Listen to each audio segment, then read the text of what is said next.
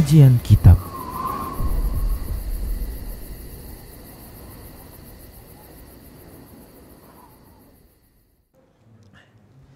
Bismillah. Assalamualaikum warahmatullahi wabarakatuh.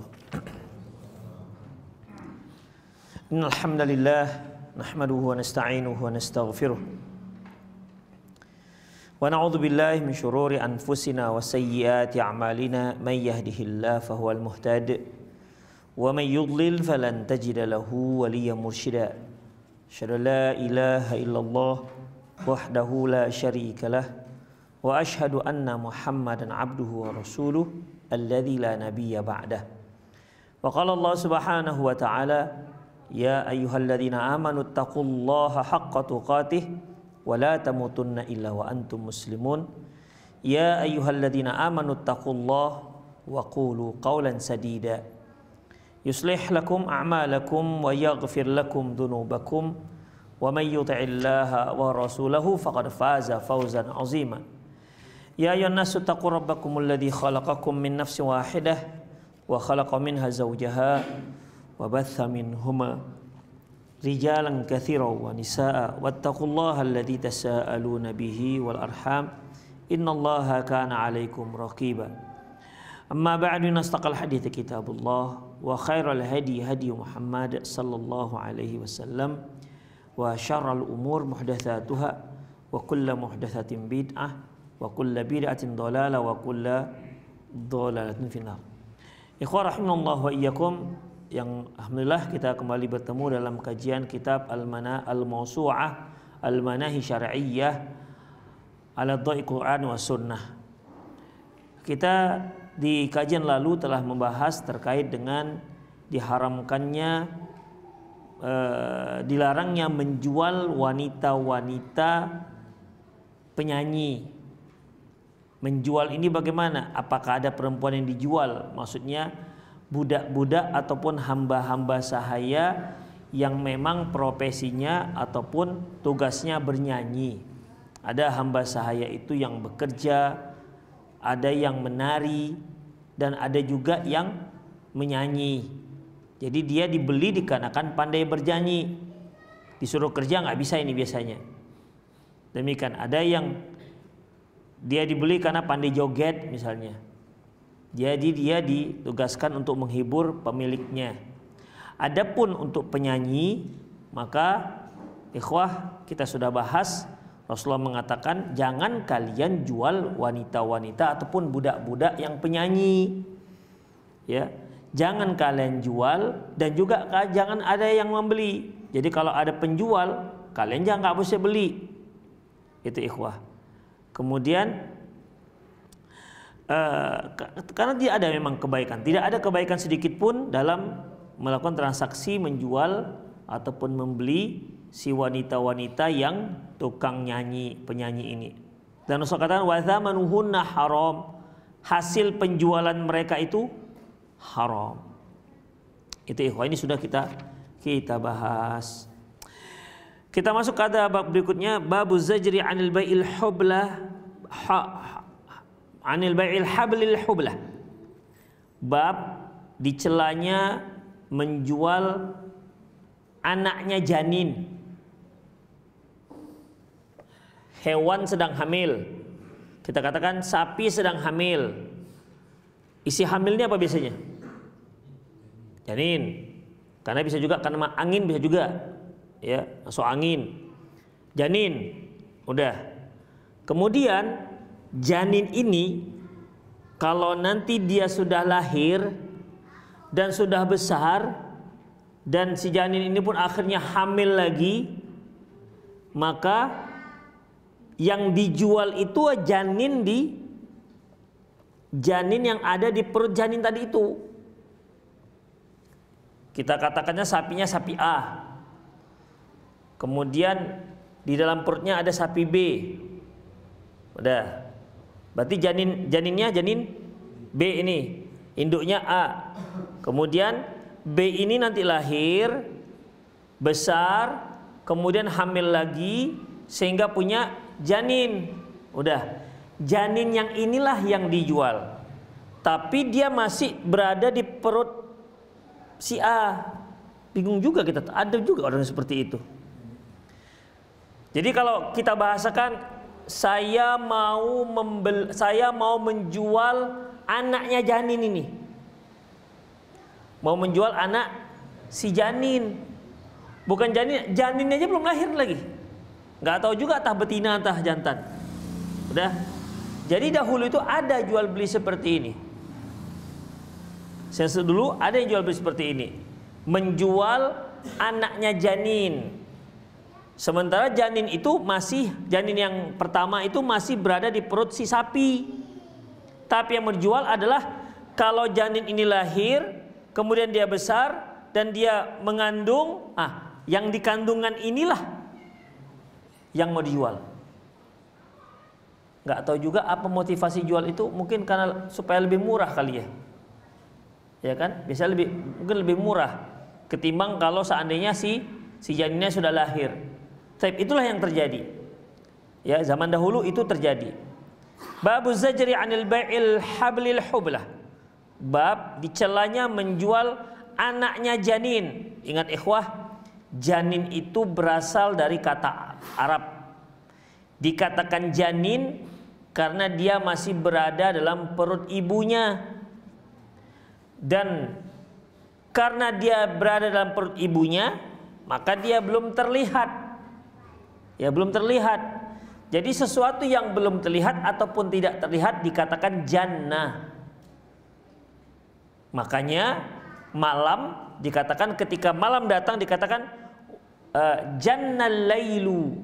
Jannal lailu artinya malam mulai gelap, mulai tak nampak. Makanya jin dikatakan jin. Kenapa? Karena nggak nampak.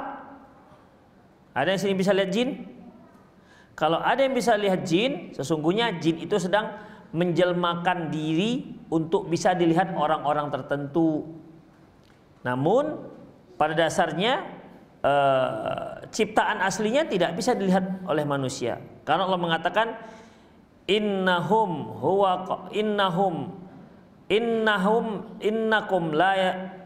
yarawnakum huwa wa qabiluhu min haitsu la tarawnahum.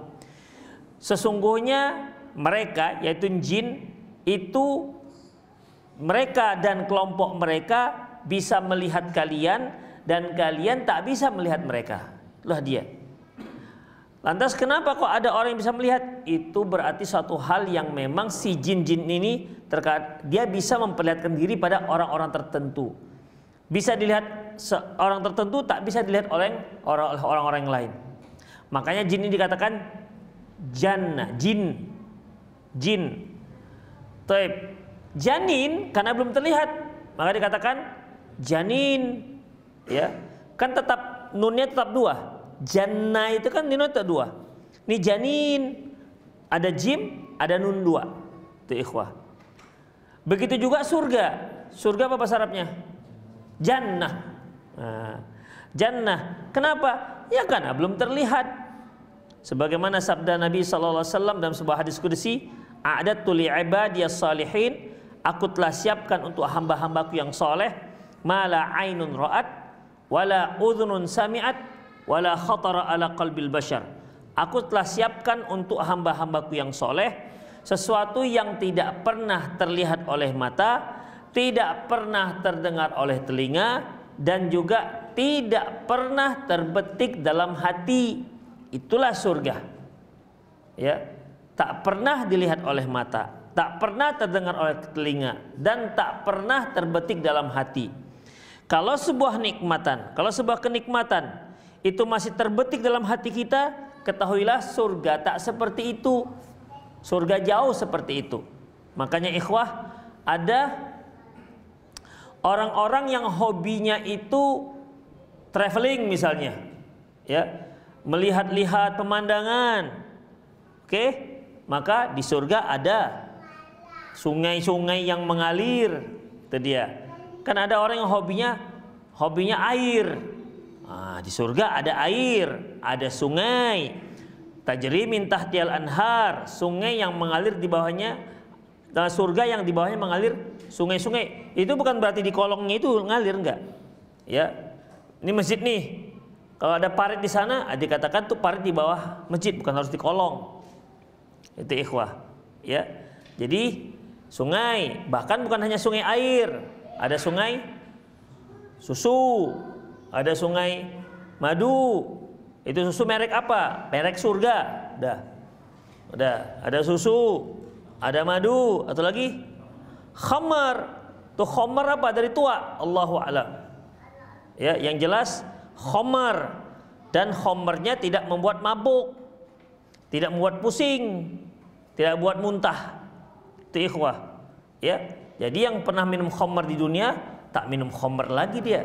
Tapi yang pernah minum susu tetap minum susu. Itu ikhwah. Udah, itu yang suka-suka sungai. Ada yang suka dengan kemegahan, kan ada yang suka dengan kemegahan. Maka di surga ada istana. Ada yang suka-suka cewek. Ya. Ya, dia suka dengan wanita, pokoknya wanita. Maka Allah siapkan para bidadari.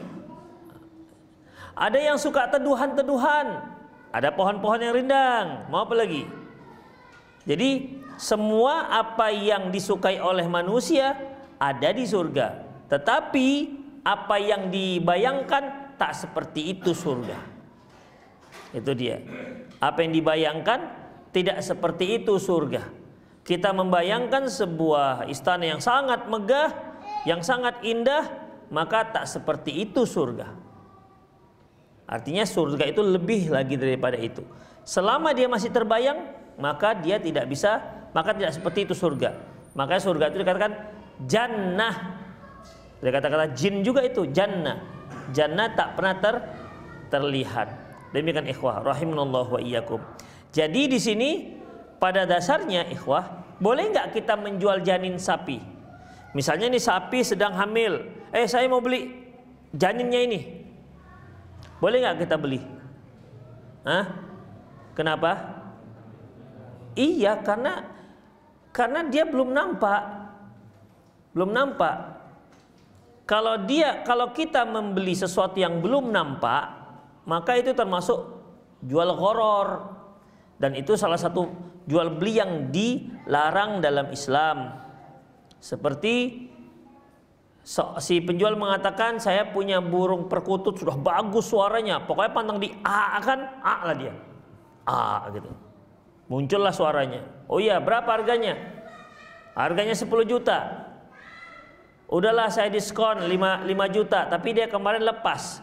Kalau dapat untukmu 5 juta harganya, mana dia? Lepas. Itu gharar. Demikian gharar. Kenapa? Ya kalau ketemu, kalau enggak, karena situ yang nggak dapat. Itu namanya gharar. Atau jual beli ikan lele yang di kolam. Saya mau jual ikan lele, ikan lele saya di kolam ini. Besar-besar lah ikan lelenya ini. Tapi ini nggak pernah kelihatan tuh ikan lelenya. Demikian ikhwah. Jadi boleh nggak? Nggak boleh. Jangan-jangan dikira ikan lele rupanya buaya, kan kita nggak tahu juga. Jadi tidak dibenarkan ikhwah rahimani Allah wa iyyakum. Termasuk juga jual beli janin. Tidak boleh, ya. Tidak boleh jual beli janin. Karena apa? Janin itu belum kelihatan. Udah Kak Ustadz, udah 2 SG itu janin. Nampak, udah 2 SG dia. Janinnya. Gimana? Udah bisa? Belum bisa, ikhwah. Ya, belum bisa walaupun sudah di USG. Ya, karena permasalahannya, ya kalau janinnya itu keluar hidup, kalau keluarnya mati, keguguran misal sapinya kan, mungkin prematur, mana tahu kan prematur. Saya nggak tahu juga apakah hewan itu ada prematur juga, Allahu a'lam.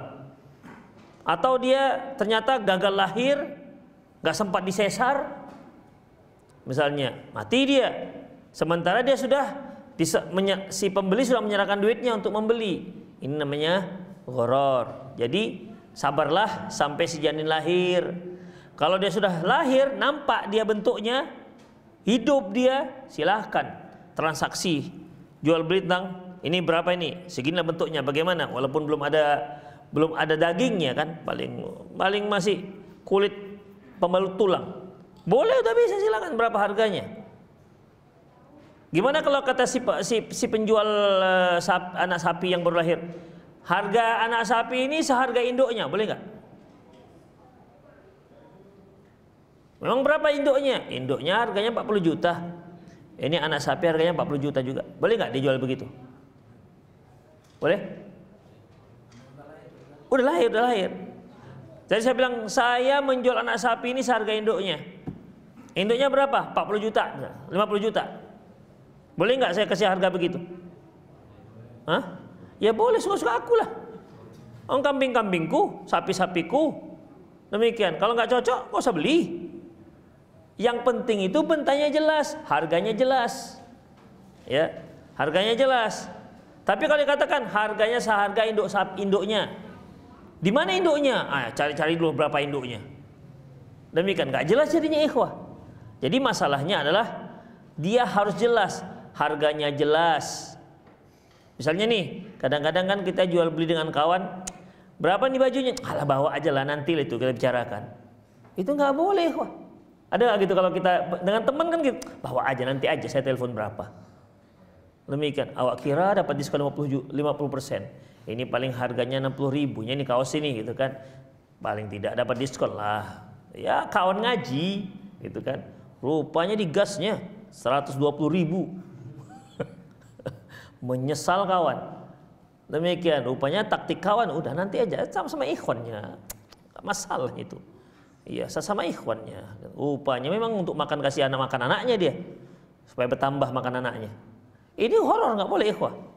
Ya, demikian juga kalau tukang, gitu juga ikhwah. Ya, kalau teman berapa nih satu hari? Alah nanti lah, nanti nggak masalah lah itu. Ini nggak boleh ikhwah transaksi begini. Nggak jelas dia. Jadi kalau ada begitu, misalnya mungkin karena dekat ya. Gini aja, ente kasih harga, kalau nggak usah, saya cari yang lain. Gitu, karena ikhwan, bisnis is bisnis, oke? Iya, yes. Demikian, nggak bisa, nggak jelas itu nggak bisa, ikhwan. Demikian, nanti ujung-ujungnya kalau nggak sesuai dengan ekspektasi dia, harapan dia, udah ngambek, sakit hati. Awak kira dia kasih standar, rupanya kasihnya cuma 25%. Ya kalau tukang ini satu hari berapa? Kalau tukang standar sekarang 150, oke. Tukang 150, udah. Nah, si tukang berharap karena kawan-kawan lah, maklum kasihlah sedikit, namanya kawan. Kalau bisa 190 lah, gitu kan. Si yang punya kerja karena dibilang teman dapat diskonnya kasih 100, yang kawan harapannya naik ke atas, yang punya kerja harapannya turun ke bawah. Demikian ikhwah. Begitu dikasih 100. Iya, emang kenapa? Ya udahlah, cuman lagi. Kalimat udahlah, ya udahlah, mau gimana lagi? Nggak bisa ikhwah, makanya harus jelas. Ya, jelas. Jadi ya bisnis, kerja ya kerja, gaji ya gaji. Demikian ikhwah. Nanti dia kerja karena kita juga transaksinya nggak jelas, kerjanya kita nggak puas, juga kita nggak bisa komplain. Demikian ikhwah, nggak bagus kerjanya. Ini gimana? Aduh, udahlah biar aja lah kawan-kawan kitanya. Tapi istri merepet di belakang. Ini cuman ya abang, ini punya kawan nggak beres kerjanya. Demikian ikhwah. Begitulah dalam transaksi dari Islam itu harus jelas ikhwah. Sama seperti menuliskan utang. Ya ayyuhalladzina amanu idza tadayantum bidaini ila ajal musamma faktubuh. Wahai orang beriman, apabila kalian punya hutang yang akan kalian lunaskan, maka tulis. Kadang-kadang kan kita kalau menulis hutang ke teman, macamnya kok nggak percaya gitu ya. Kita pun kadang-kadang segan menulisnya, ya. Misalnya dia punya hutang 20.000 misalnya, segan kita nulisnya kan, ya kan segan. Tapi atas nama hutang dia minjam, saya minjam ya antum 20.000. Ingat judulnya minjam itu artinya hutang, judulnya hutang. Demikian ikhwah. Jadi seharusnya tulis. Minimal di kertas-kertas sele-sele lah, atau di di HP atau gimana yang memang kita punya catatannya. Karena khawatirnya ikhwah, karena lupa, antum utangnya misalnya kemarin berapa utang antum? 200.000 kan? Kok 200.000? Loh, 20.000 loh. Enggak, 100.000. Saya ingat kali. Itu 20.000 akhir. Ini sementara nggak ada ininya, catatannya. Ya manusia kan bisa lupa. Ya manusia bisa lupa. Demikian enggak. Yang antum pinjam tuh 200.000. Kata teman yang minjam, enggak, 20.000. Jarang itu kebalikannya. Antum tuh minjamnya cuma 20.000. Enggak, saya minjamnya 2 juta loh. Terbalik, enggak 20.000, 2 juta saya minjamnya. Itu gimana? Itu jarang itu. Bertengkar gara-gara itu jarang itu. Jadi berapa? Iya 20.000 jadi. Demikian ikhwah. Jadi guna catatan itu seperti itu. Atau karena khawatir salah dalam pelunasan. Salah dalam pelunasan. Kita disepakati Januari, tapi tidak ada catatan. Ya, Januari. Iya, Januari, tapi 2030 katanya. Enggak lah. 2025, 2030, saya yakin kali saya. Saya juga yakin. Akhirnya demikian tengkar. Makanya perlu dicatat. Demikian ikhwah. Itulah Islam itu luar biasa detail ikhwah. Enggak ada agama lain seperti agama Islam ini detailnya. Terutama dalam masalah muamalah, detailnya Masya Allah luar biasa. Kenapa ikhwah? Untuk menghindari pertengkaran.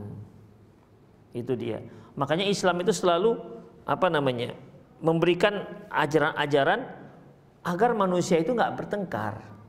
Jadi jelas dia, dicatat jelas, itu ikhwah.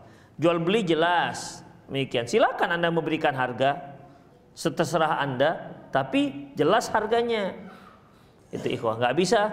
Ini berapa nih buku? Ambil aja lah udah nanti. Kawan-kawan, ikhwan aja kok. Nah, begitu. Ternyata dimanfaatkan ikhwan aja kok, akhirnya digasnya harganya.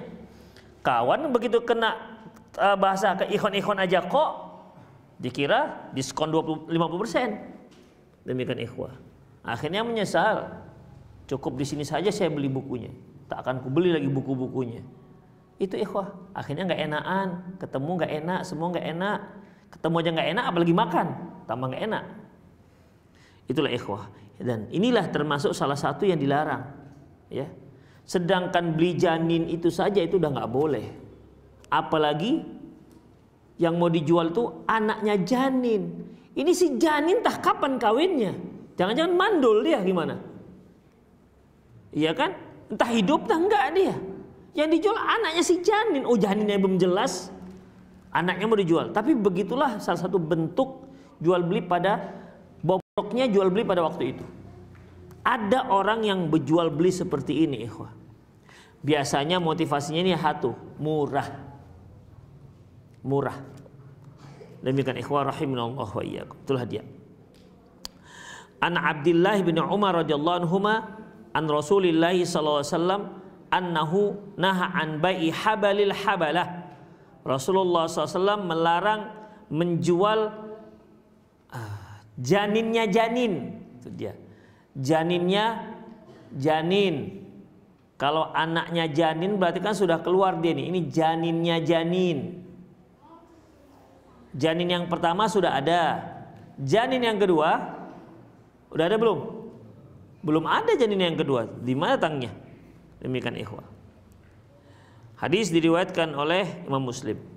Wa anhu aidha, masih dari Abdullah bin Umar, anna Rasulullah sallallahu alaihi wasallam naha an bai'i habalal habalah.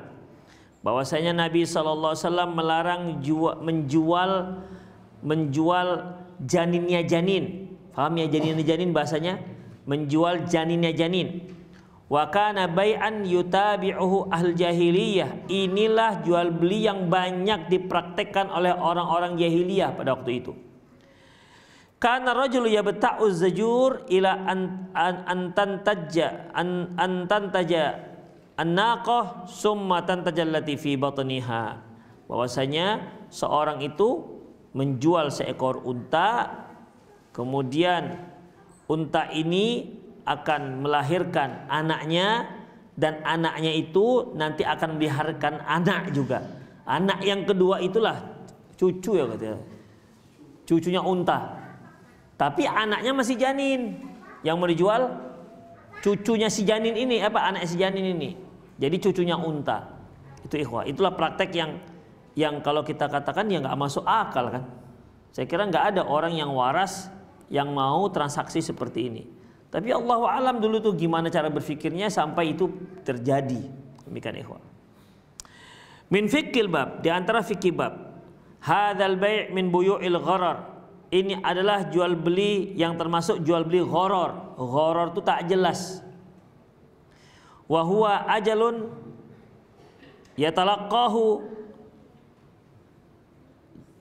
jahalatan isnatan waladzika la yahillu istimalihi, yaitu fahuwa ajalun yatalaqahu jahalatan, yaitu sesuatu yang memiliki dua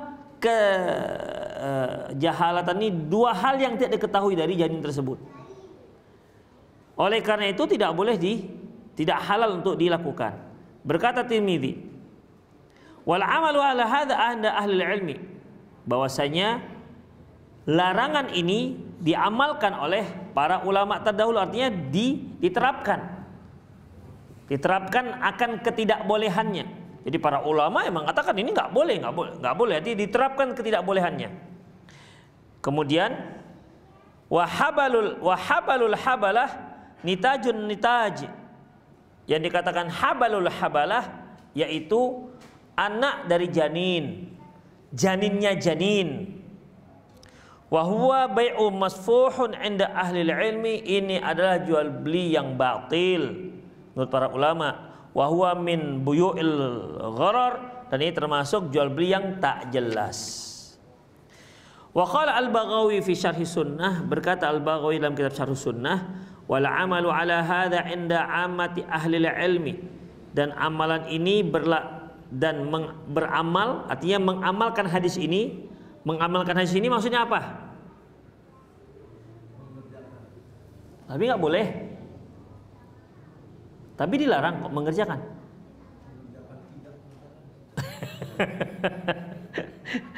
Yaitu dia menerapkan akan ketidakbolehan itu. Demikian ikhwah. Dia menerapkan ketidakbolehan itu karena hadis melarang. Jadi dia cara mengerjakan yang dilarang apa? Ikhwan ada apa? Menatau ada jaket atau itu hujan. Ada jaket-jaket atau helm-helm yang menghadap ke atas. Jangan tiba-tiba nampung hujan dia. Nggak ada, aman. Oke. Jadi ikhwah, dalam masalah ini ya, dalam masalah ini dia tidak apa tadi yang kita bahas? Iya, menerapkan larangan itu. Bagaimana cara menerapkan larangan? Meninggalkan larangan, laksanakan. Meninggalkan larangan artinya apa? Melaksanakan. Tidak melakukan? Ya, tidak melakukan. Tidak melakukan. Karena syariat itu ada dua ikhwah. Imma dia perintah atau dia larangan. Saya pernah tanyakan, mana lebih mudah, melakukan perintah atau melaksanakan larangan, atau tidak melakukan larangan? Mana yang lebih mudah, perintah, menerapkan perintah atau menerapkan larangan? Perintah atau larangan? Menerapkan perintah lebih mudah dibandingkan menerapkan larangan. Iya, begini ikhwah. Antum kalau dikatakan Narto, bersihkan sapu halaman, berarti dia perintah. Yang satu, Narto, jangan sapu halaman, lebih mudah mana? Nyapu halaman apa enggak nyapu halaman? Saya ulang. Perhatikan. Kita ingin merasakan lebih mudah mana menerapkan perintah atau menerapkan larangan. Tadi itu, saya perintahkan antumlah saya suruh, Pak, Bapak sapu halaman. Satu lagi, Pak, Bapak jangan sapu halaman. Lebih mudah mana? Menyapu halaman apa tak menyapu halaman? Tak menyapu halaman? Iya. Terus kenapa antum bilang perintah lebih mudah dibandingkan tidak menerapkan larangan? Kok sok paten kali? Kan kalau nggak melakukan larangan tuh gimana artinya? Udah nggak lakukan, selesai ceritanya kan? Jangan main judi, ya udah, nggak usah main, selesai, iya kan? Tapi coba, sholatlah, antum harus sholat, laksanakan sholat pada waktunya, ada gerakannya, ada kaifiatnya. Tapi kalau dikatakan, kamu jangan puasa dahar. Puasa dahar, tahu kan puasa dahar, masih ingat? Puasa dahar, Ustadz, dahar dengan puasa nggak bisa digabungkan, itu dahar Sunda. Ya, apalagi kalau siang-siangnya herdang. Ikhwah, jadi dalam masalah ini ya, yang lebih mudah menerapkan larangan ketimbang menerapkan perintah. Itu ikhwah, iya kan? Kalau kita katakan, Dek, hari ini kamu masak, Dek, hari ini kamu nggak usah masak, lebih mudah mana? Ya nggak usah masak. Oh, disuruh nggak usah masak, kok mau masak? Tapi itu dia manusia, disuruh masak nggak mau masak dia, disuruh nggak masak, bawaannya mau masak aja. Gitulah. Padahal pada dasarnya ya enak nggak masak kan gitu. Nggak bisa lah bang, awak kepingin masak ini. Oh iya, solehah kali. Nah, begitulah ikhwah, rahimanallah wa iyyakum. Dan itulah yang pernah diujikan kepada Nabi Adam alaihissalam. Perintah yang pertama, hukum yang pertama Allah turunkan kepada Nabi Adam adalah supaya menerapkan larangan. Larangan itu apa? Jangan dekati pohon. Lebih mudah sebenarnya. Makanya Allah katakan untuk membandingkan antara kebolehan dengan larangan ini, kan Allah katakan wa idz qulna ya Adam uskun anta wa zaujukal jannah. Kami berkata, ya Adam, tinggallah kamu dan istrimu di surga. Faqula minha ragadan haitsu syi'tuma. Makan semua. Silakan, mana yang kamu mau makan semua yang ada di surga, enggak ada larangan. Wala taqrabah hadhihi syajarah. Tapi pohon ini jangan dekat-dekat pohon ini. Satu pohonnya dia, enggak banyak-banyak, enggak 2-3 pohon, hanya satu pohon. Jadi Allah dari awal itu sudah Allah sudah sebutkan, Adam, makan semua, silakan kamu lakukan apa saja dengan pohon ini. Mau makan buahnya, nggak ada larangan. Itu mukadimahnya, kan enak mukadimahnya. Tapi tolong yang satu ini jangan dekat. Itu ikhwah. Tapi ternyata yang larangan itu yang membuat kepo. Itu larangan itu yang buat kepo.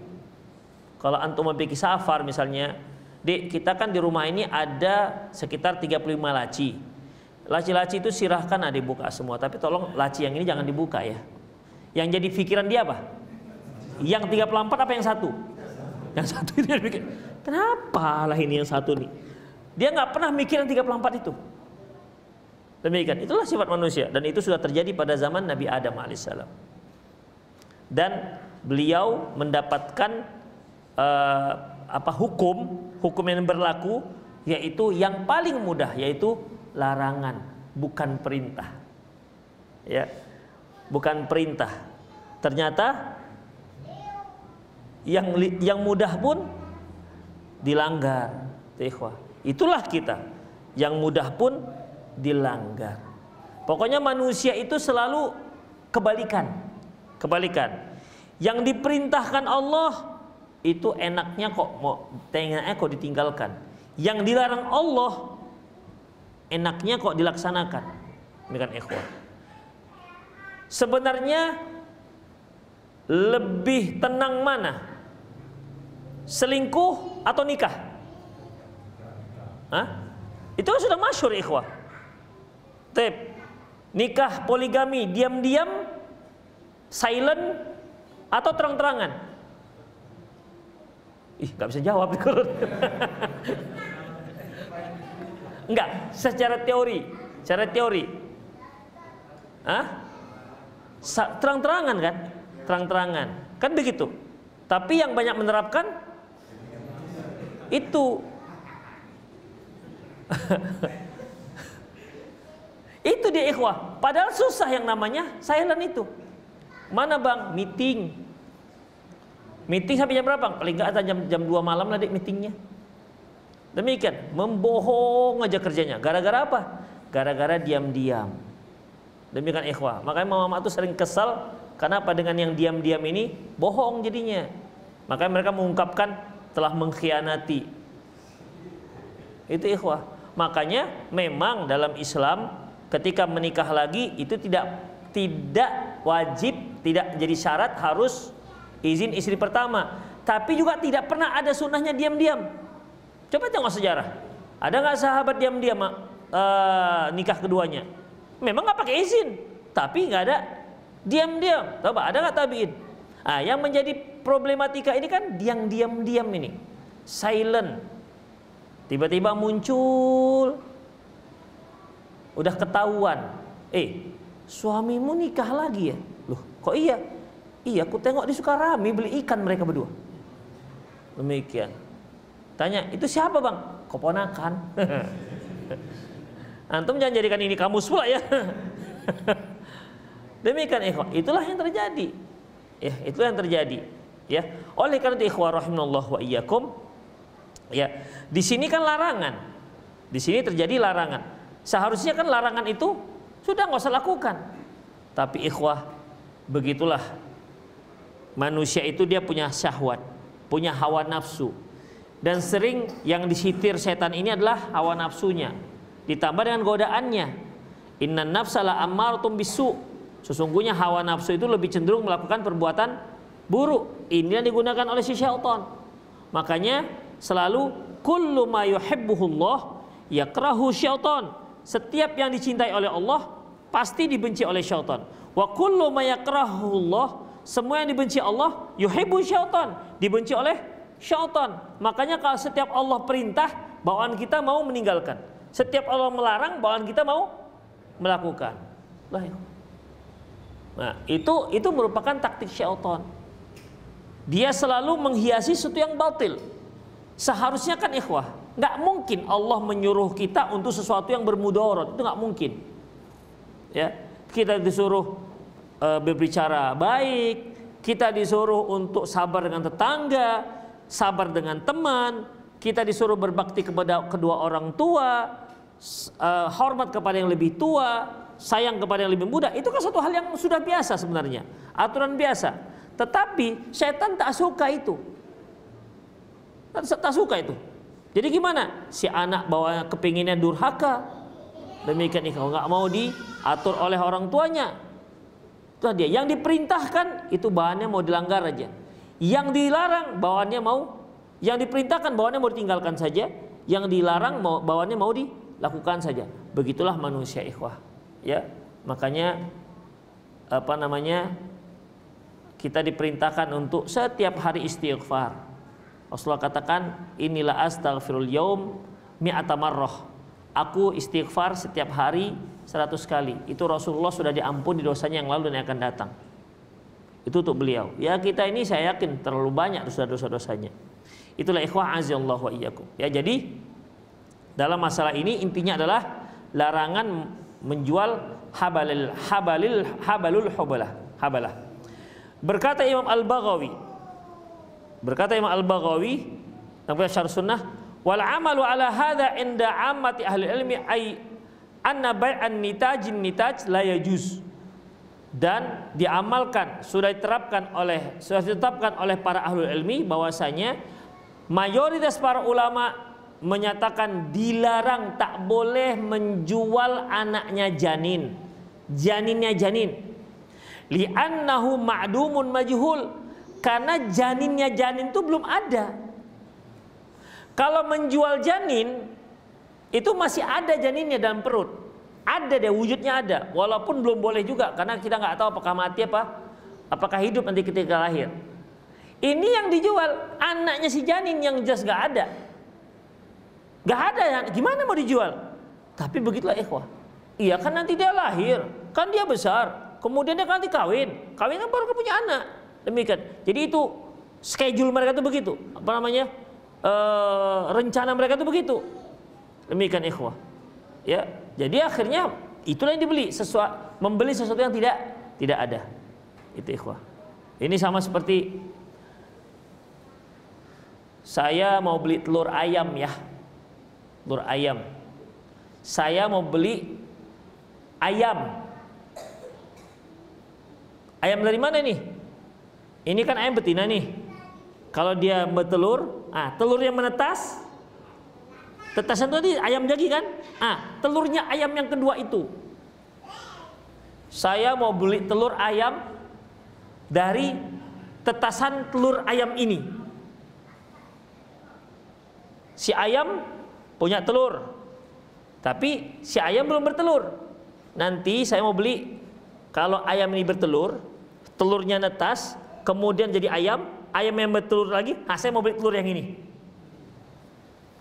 Ini kan nggak punya kerjaan ya, kejauhan sudah. Untung nggak, nanti ini telur yang kedua netas lagi, netas lagi, ayam lagi, yang ketujuhnya saya beli. Itu lebih ini lagi berarti ikhwah, lebih parah lagi. Itu ikhwah. Tapi ternyata begitulah ada pada zaman jahiliyah. Kalau sekarang saya kira nggak ada yang mau beli begini. Ada antum dengar kayak gini jual beli? Nggak ada di kita kan. Ini ya, itulah pada zaman jahiliyah dahulu. Ada jual beli seperti ini.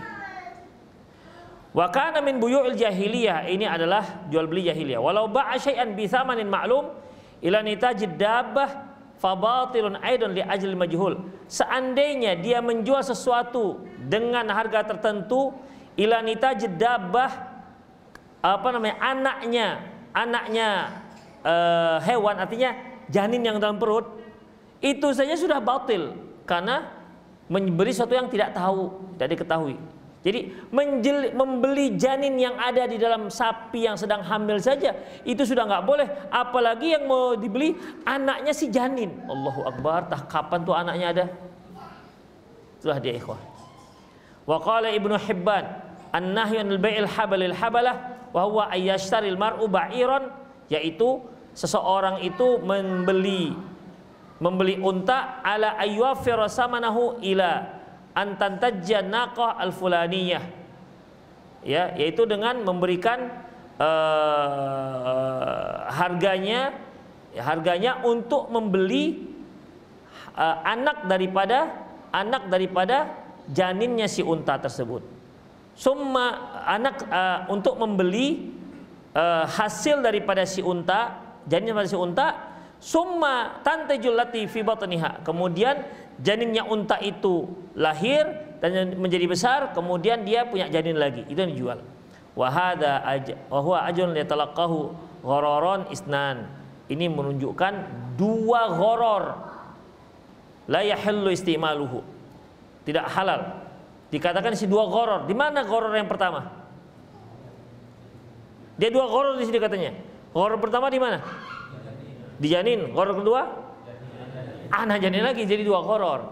Itu ikhwah, dua gharar. Satu gharar saya sudah cukup untuk membatalkan sebuah transaksi, apalagi sampai dua gharar. Itulah ikhwah rahimani Allah wa iyyakum. Kita sambung lagi ya. Asy-syuf'ah. Babu zajri 'anil bai'i rajulu ardahu aw darahu hatta ya'rida 'ala syarikihi. Bab dicelanya seseorang itu menjual tanahnya atau rumahnya hingga dia menawarkan dahulu kepada joinnya. Misalnya ini ikhwah, saya punya rumah ini kongsi antara saya dengan abang saya. Saya mau jual yang punya saya nih, tapi satu rumah, ya, satu rumah. Misalnya rumah itu kami bangunlah dengan modal 50-50. Rumah harga 1 miliar, abang saya 500 juta, saya 500 juta. Jadilah rumah ini. Udah. Kemudian saya menjual rumah itu, tapi bagian saya aja. Maka tidak boleh saya jual kecuali setelah saya tawarkan dulu ke abang saya. Itu dia. Nggak boleh kita asal-asal jual keluar. Tawarkan dulu dengan yang kongsi kita. Kalau saya tadi rumah, saya tawarkan dulu, gimana bang? Abang mau beli nggak ini? Kalau enggak, saya mau jual ke orang lain. Kalau ternyata kawan kongsinya tidak bisa mau beli, ya tidak bisa membeli, maka baru kemudian boleh dijual ke yang lain. Itu ikhwah. Paham ya? Itu namanya asy-syufa' atau syarikah. Ya. Dengan catatan tentunya nanti akan ada permasalahannya Apakah semua ataukah hanya sesuatu yang sifatnya kongsi? Ya, misalnya nih, saya punya perusahaan. Perusahaan itu memiliki mungkin 10 owner dengan masing-masing punya saham sendiri. Mungkin ada yang 500 juta, ada yang 1 M, ada yang hanya 100 juta, itulah ownernya. Saya punya salah satu ownernya. Saya ingin menjual saham saya ini kepada orang lain, maka saya tidak boleh menjual ke orang lain kecuali saya tawarkan dulu kepada kelima owner yang lain. Karena kan 6 owner, kelima yang lain ada nggak yang mau beli? Kalau nggak ada di antara mereka beli, baru saya boleh jual ke yang lain. Itu ikhwah, ya. Hanya nanti masalahnya gimana kalau kita menjual rumah? Apakah saya harus tawarkan dulu ke tetangga saya? Padahal itu rumah punya saya pribadi. Kalau tadi kan sudah jelas, rumah bukan punya pribadi, tapi punya 2 orang, 3 orang. Satu rumah dia. Bagaimana kalau seandainya mereka punya perumahan, isinya adalah 6 rumah. Saya yang punya 2 rumah, si B punya 2 rumah, si C punya 2 rumah. Jelas pembagiannya. Kemudian saya mau jual rumah saya. Apakah saya harus tawarkan dulu kepada si B dan si C? Nah, kan gitu. Itu ikhwah. Jadi ada 2 ya bentuknya. Pertama, satu rumah tapi kongsi, nggak bisa dibelah. Pokoknya ini rumah punya berdua. Satu, saya mau jual saham saya, maka saya tidak boleh jual kecuali saya tawarkan dulu kepada kawan kongsi saya.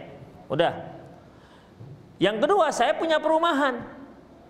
Perumahan ya kita kelola bersama, tapi akhirnya masing-masing punya jatah 2 rumah, 2 rumah, 2 rumah. Udah jelas jatahnya. Apakah ketika saya jual rumah ini harus saya tawarkan dulu kepada kawan saya yang si C, si B dan si C? Nah, demikian. Itu akan dibahas antara yang kongsi dengan yang tidak kongsi. Seperti kita dengan tetangga kita. Apakah saya harus tawarkan dulu ke tetangga? Kalau tetangga nggak mau, maka tetangga yang berikutnya, siapa yang sekitarnya, baru kalau nggak mau, baru saya tawarkan ke yang lain. Ataukah ya terserah saya, orang ini punya rumah saya, bukan rumah-rumah kongsi. Demikian. Itulah yang akan dibahas di sini. Dari Jabir bin Abdullah, qala Rasulullah sallam, man kana lahu syarik fi raba'atin aw nakhlin falaysa lahu ayyabi'a hatta yu'dhanu syarikuh. Barang siapa memiliki teman kongsi dalam sebidang tanah atau sebidang kebun, maka dia tidak boleh menjual bahagian dia sampai diizinkan oleh teman kongsinya. Fa in radiya akhadha. Kalau temannya ridho, maka diambilnya, dia yang beli. Wa an kaira tarok. Kalau dia nggak mau ya sudah, berarti dia tinggalkan. Itu ikhwah. Itulah hadisnya. Tapi rincinya nanti akan kita bahas di kajian yang akan datang. Demikian. Allahu a'lam bishawab. Ada yang mau bertanya silakan. Ya. Ya. Ya.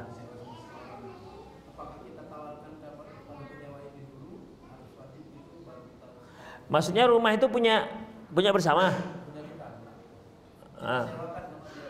Ya. Terus kita mau jual. Boleh kita tawarkan ke orang lain tanpa menawarkan dia. Kan masih hadis belum dibahas. Iya, kan masih dibahas. Kan tadi masih muqaddimah. Cluenya aja masih. Belum pembahasan. Masih ada 3 halaman lagi. Ya, sabar Bang. Oke.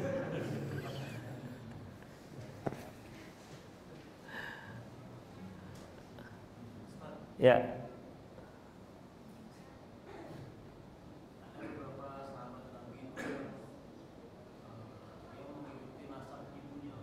Ya. Maktum.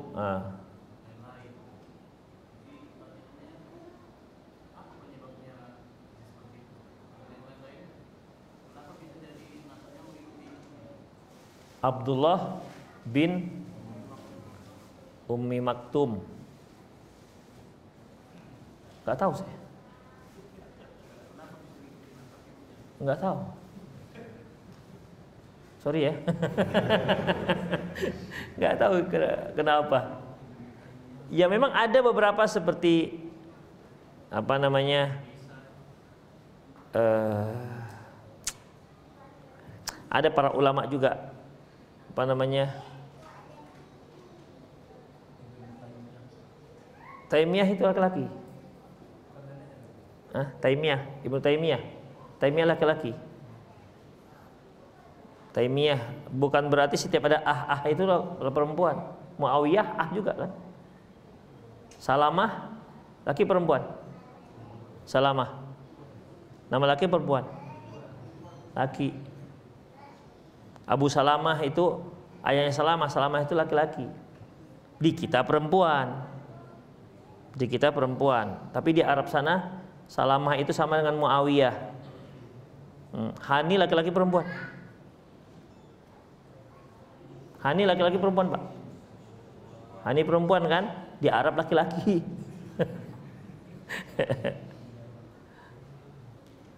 Makanya kan pernah dengar nggak? Qori Hani Rifai. Hani Rifai laki-laki. Di Indonesia Hani untuk perempuan. Itu dia. Ya. Ya. Ya. Jadi saya pernah beberapa kali mengurus hewan kurban gitu. Ya. Jadi dari si penjual itu dia bilang, oh ini daging 80. Setelah kita sembelih pada saat hari Idul Adha itu, ternyata dagingnya nggak segitu, 60 misalnya. Itu transaksi yang kita lakuin tadi itu termasuk dalam goror tadi nggak? Ikhwah, ada transaksi itu kan taksir. Taksir. Ya. Kalau taksir pasti ada error. Bisa ada error. Tapi kalau kelewat kita bisa komplain. Misalnya ini, saya mau beli rambutan ini. Oh, nah, nampak kan rambutannya? Saya bilang berapa ini? Saya bilang 700.000. Saya taksir ini paling enggak sekian ikat ini. Sekian ikat paling enggak dapatlah 1,5 juta. Tapi yang punya jual misalnya dia jual 700. Oke, saya ambil. Ya, saya ambil ya. Dah, kasih 700. Kan taksir itu namanya. Ya, dan itu hanya boleh untuk orang yang pandai mentaksir. Tengoknya ini paling enggak 1 juta ini. Belinya 700. Begitu diikat-ikat cuma 5 ikat dapatnya. Berarti kan juling dia. Berarti dia sedang rabun, berarti nggak pandai mentaksir. Demikian ikhwah. Jadi yang boleh untuk melakukan jual beli itu mereka yang tahu taksir, mentaksir. Seperti kalau kita jual ubi, ikhwah. Istilah orang sekarang tebas, ya kan, jual tebas. Bukan cabut. Cabut beli nggak? Ini masih tanam nih. Nih berapa nih yang satu rantai? Boleh, tapi hanya untuk yang pandai mentaksir. Yang apa nih nggak boleh. Dilihatnya, besar tiap apanya, batangnya. Ini batangnya sebesar itu, apalagi ubinya. Udahlah sekian. Begitu cabut, segini ubinya. Supaya cuma besar batang aja. Ubi racun rupanya. Demikian. Ya. Atau dia batangnya kecil-kecil, tapi ubinya besar, dia tahu. Si yang punya hanya pandai nanam, nggak tahu dia gimana. Kecil-kecil ya ubi, batangnya kecil-kecil, jualnya murah. Ternyata begitu dicabut segini ubinya. Demikian ikhwan. Maka hanya boleh untuk yang mentaksir. Jadi taksir boleh, ya, mentaksir boleh.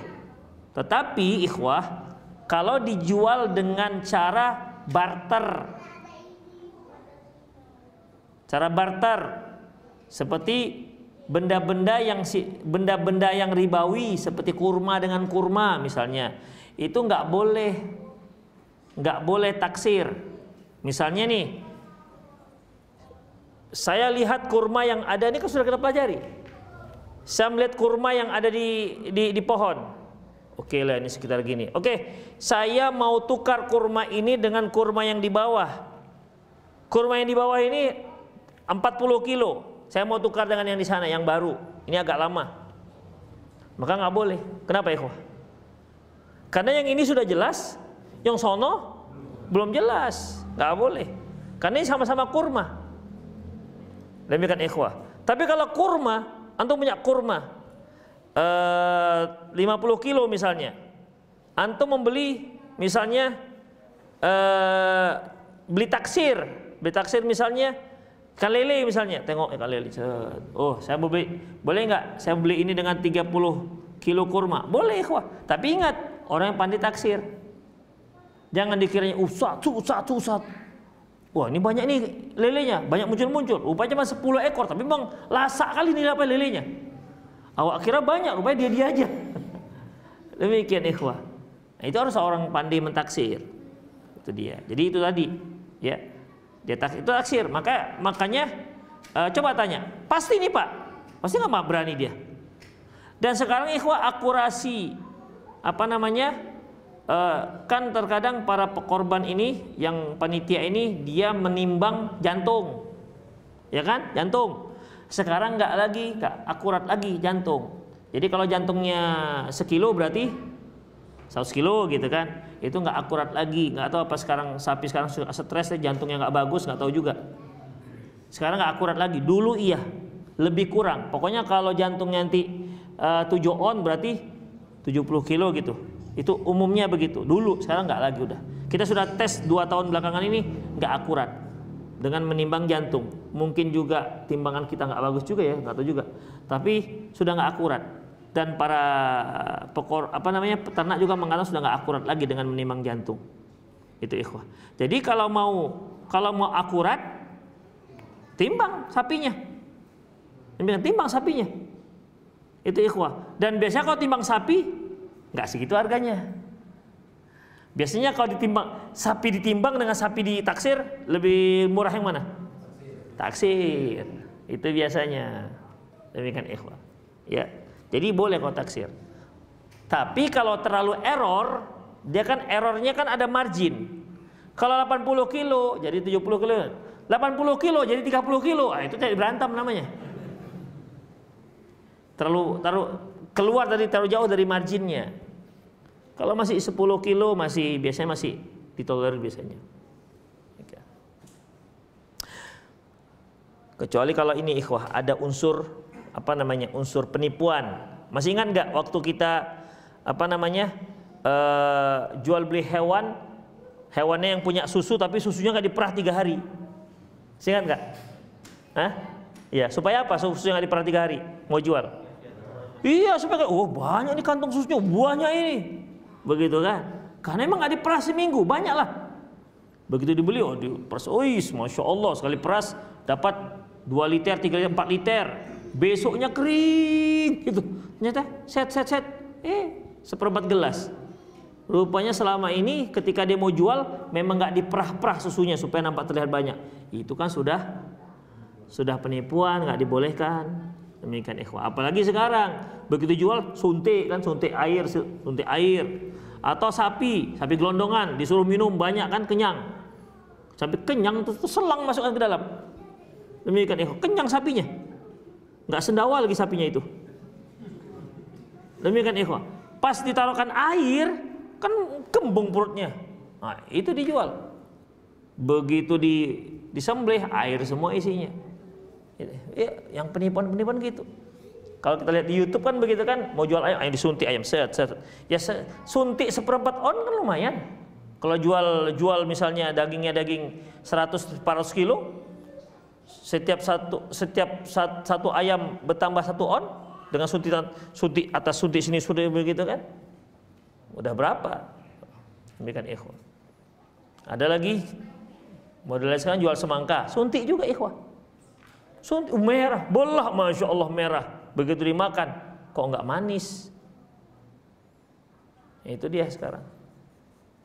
Kalau dulu kan masya Allah kan, dulu ikhwah saya beli semangka selalu yang besar. Puas dia kalau yang besar itu. Dan yang besar gak manis juga. Begitulah modelnya. Ada saja sekarang begitu. Pinter mereka nokohnya. Ada lagi?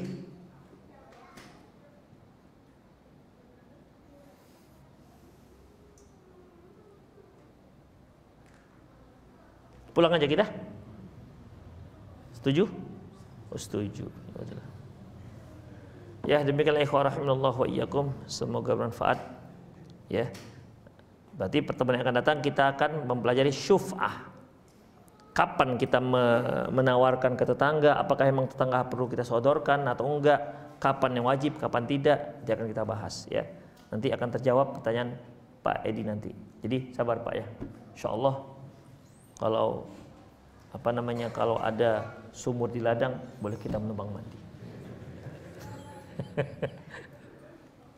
Demikian aku qouli hadza wa astaghfirullah li wa lakum wal muslimin innahu wal ghafurur rahim. Subhanakallah wa bihamdik asyhadu an la ilaha illa anta astaghfiruka wa atubu ilaik wa akhiru da'wana alhamdulillahi rabbil alamin. Assalamualaikum warahmatullahi wabarakatuh.